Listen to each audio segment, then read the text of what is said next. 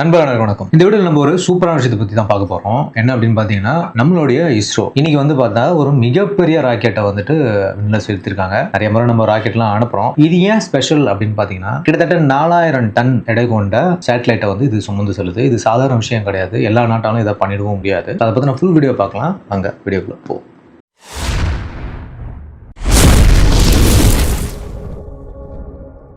இஸ்ரோனுடைய rocket இந்திய மண்ணில் இருந்து விண்ணில் பாய்ந்த மிகப்பெரிய ஒரு சேட்டலைட் பற்றின விஷயத்தை தான் நம்ம இதில் பார்க்க போகிறோம். நம்ம இஸ்ரோ பார்த்தீங்கன்னா ஒரு பெரிய சாதனையை செஞ்சுருக்காங்க.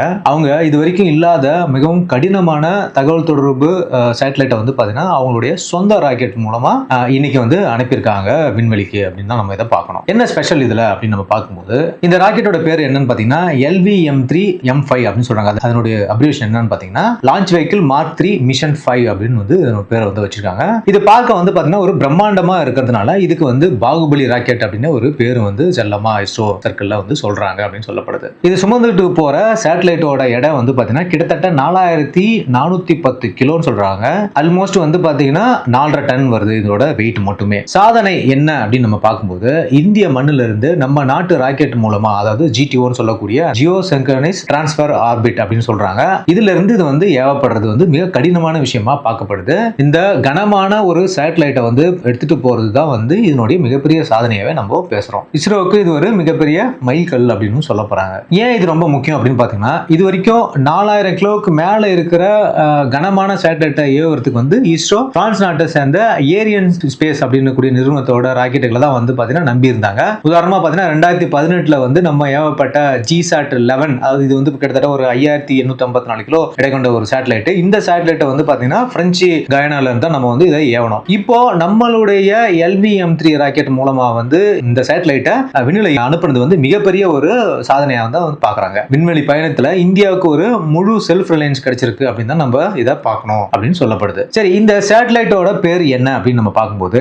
இந்த தகவல் தொடர்பு சேட்டலைட்டோட பேர் CMS-03 அப்படின்னு சொல்றாங்க. இது என்ன செய்யும் அப்படின்னாக்கா, இந்தியா மற்றும் பரந்த கடல் பகுதியில் உட்பட பல பகுதிகளில் தகவல் தொடர்பு சேவையில் இது வழங்கும் அப்படின்னு சொல்லப்படுது. அதிகாரப்பூர்வமா இஸ்ரோ சொல்லலனாலும் இது ராணுவ கண்காணிப்புக்கும் பயன்பட வாய்ப்பு இருக்கு அப்படின்னு சொல்றாங்க. இந்திய கடற்படைக்காக புதிய இது ஒரு 3வது கண் அப்படின்னு சொல்றாங்க. அதாவது CMS-03 சேட்டலைட் இதுக்கு கடற்படைக்கு இந்த உதவி பண்ணக்கூடிய ஒரு சேட்டலைட்டா பார்க்கப்படுது. கடற்படையினோட புதிய தொடர்பு சேட்டலைட், அதாவது ஏற்கனவே நம்ம ஏவன GSAT-7R அதை மென்ஷன் பண்றாங்க. இந்த ராக்கெட் மூலமா தான் ஏவப்படுற சேட்டலைட்டா இருந்துச்சு. இந்திய கடற்படைக்காக ஏவப்பட்ட GSAT-7R சேட்டலைட்டுக்கு ஒரு மாற்றா இந்த CMS-03 இருக்கும் அப்படின்னு பார்க்கப்படுது. நான் சொன்ன மாதிரி பழைய சேட்டலைட்டுக்கு பதில், அதாவது இந்த 2013 ஏற்பட்ட அதே GSAT-7 பேர் ருக்மணி அப்படின்னு வச்சிருந்தாங்க. இந்த சேட்டலைட்டோட வேலையை இதுவும் சேர்த்து பண்ணும் அப்படின்ற மாதிரி சொல்றாங்க. அடுத்து பாத்தீங்கன்னா இதுல என்ன இருக்கு அப்படின்னு நம்ம பார்க்கும்போது, அட்வான்ஸ் கம்யூனிகேஷன் இருக்கு. இந்த GSAT-7Rல அப்டேட் செய்யப்பட்ட புதிய கருவிகள் இருக்கு அப்படின்னு சொல்லப்படுது. இது கடற்படைக்கு பல விஷயத்துல ரொம்பவே உதவியா இருக்கும் அப்படின்னு சொல்லப்படுது. இதுவும் கூட இந்த CMS-03 சேர்ந்து ஒர்க் பண்ணும் அப்படின்னு சொல்றாங்க. பாதுகாப்பு தகவல் தொடர்பு பார்க்கும்போது, கடற்படை வீரர்களுக்கும் கப்பல்களுக்கும் இடையே மிகவும் பாதுகாப்பான வாய்ஸ், டேட்டா மற்றும் வீடியோ தகவலை பரிமாறுறதுக்கு இது மிகவும் உதவும் அப்படின்னு சொல்லப்படுது. இதோட செயல்பாட்டு திறன் என்ன அப்படின்னு பார்க்கும்போது, நம்ம நாட்டோட கடற்படையில எங்க இருந்தாலும் அவங்களுடைய செயல்பாட்டு திறனை இந்த சேட்டலைட் ரொம்பவே பலப்படுத்தும். அதாவது கம்யூனிகேஷனுக்கு ரொம்ப ரொம்ப ஹெல்ப் பண்ணும். அது எந்த லொகேஷன்ல இருந்தாலும் இவங்களுக்குள்ள ஒரு இன்டர் கம்யூனிகேஷனுக்கு இது பெருசா உதவி பண்ணும் அப்படின்னு சொல்றாங்க. இந்த CMS-03 சேட்டலைட் பாத்தீங்கன்னா மல்டி பேண்ட் வசதிகளை கொண்டது அப்படின்னு சொல்றாங்க. மல்டி பேண்ட் வசதி அப்படின்போது இதுல இருக்கிற கருவிகள் அதாவது இந்த டிரான்ஸ்பாண்டர்ஸ்லாம் என்னென்ன சிக்னல்லாம் கையாளும் அப்படின்னு பாத்தீங்கன்னா, அது பேண்ட் C, எக்ஸ்டெண்டட் C மற்றும் KU பேண்ட், இந்த மாதிரி பல தகவல் தொழில்நுட்ப அலைவரிசைகளை இது ஹேண்டில் பண்ணக்கூடிய ஒரு சேட்டலைட்டா பார்க்கப்படுது. அடுத்து பாத்தீங்கன்னா சேவைகள், இதோட சேவை என்னவா இருக்கும் அப்படின்னா, இது மூலமா வாய்ஸ் அனுப்பலாம், டேட்டா அனுப்பலாம் மற்றும் வீடியோ லிங்குகளும் அனுப்ப முடியும் அப்படின்னு சொல்றாங்க. யாருக்கெல்லாம் இது பயன்படும் அப்படின்னு பார்க்கும்போது, இந்த சேட்டலைட் ஏவுவதனால இந்திய கடற்படை மட்டும் இல்லாம ஒட்டுமொத்த நாட்டுக்குமே பல லாபங்கள் இருக்கு அப்படின்னு சொல்றாங்க. கடற்படையினுடைய பலம், நான் ஏற்கனவே சொன்ன மாதிரி இந்திய கடற்படையோட இது கனெக்டிவிட்டியை பெரிய அளவில் அதிகரிக்குது. இது அதிக பேண்ட்வித் இருக்கு அப்படின்னு நம்ம சொல்லப்படுது. இதனால பாத்தீங்கன்னா இந்தியாவில இருந்து தூரமா இருக்கிற தீவுகளுக்கும் பாத்தீங்கன்னா, அதாவது ரிமோட் டெரிட்டரியில கூட நம்ம சிறந்த டிஜிட்டல் கனெக்டிவிட்டியை கொடுக்க முடியும் அப்படின்னு சொல்றாங்க. பொதுமக்களுக்கும் பாதுகாப்பு என்ன அப்படின்னு பார்க்கும்போது, இது பொதுமக்கள் பயன்பாடு இருக்கும், அதாவது சிவிலியன் யூஸ்க்கும் பாத்தீங்கன்னா உதவும் அப்படின்னு சொல்றாங்க.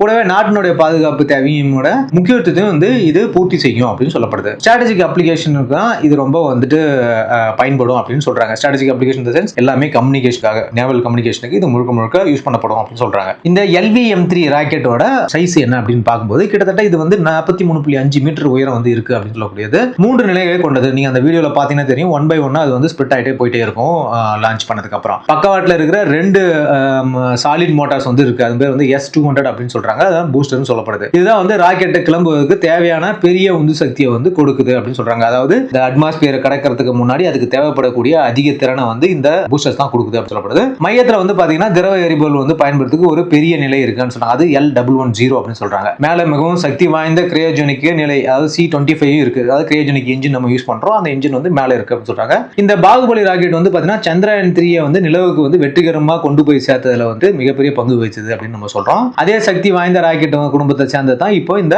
LVM3 அப்படின்னு நம்ம பாக்குறோம். ஸோ இந்த ராக்கெட் லான்ச் வந்து மிகவும் முக்கியமான விஷயமா நம்ம பாக்குறோம். ஏன் அப்படின்னா அதிக எடை கொண்ட சேட்டலைட்டுகளை தூக்கிட்டு போற ஒரு திறன் வந்து இந்தியா வந்து வளர்த்து வச்சிருக்கு அப்படின்னு சொல்லப்படுது. இது மாதிரி எல்லா நாட்டுக்கிட்டையும் கிடையாது.